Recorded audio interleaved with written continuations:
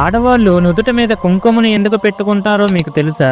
ఒక రోజు పార్వతీదేవి కైలాసంలో శివుడి కోసం పువ్వులు కోస్తూ ఉంటుంది. అప్పుడు అక్కడికి నంది వచ్చి, తల్లి, నాకు ఒక సందేహం ఉంది. శివుడికి ప్రతిరోజు ప్రతి క్షణం ప్రేమను చూపించాలి అంటే ఏం చెయ్యాలి అని అడుగుతాడు. నంది మాటలు విన్న పార్వతీదేవి నవ్వుతూ నాతో రా అని చెప్పి విష్ణువుని పూజించే కుంకుమని తన నుదిటి మీద పెట్టుకుని శివుడి ముందుకు వెళ్తుంది.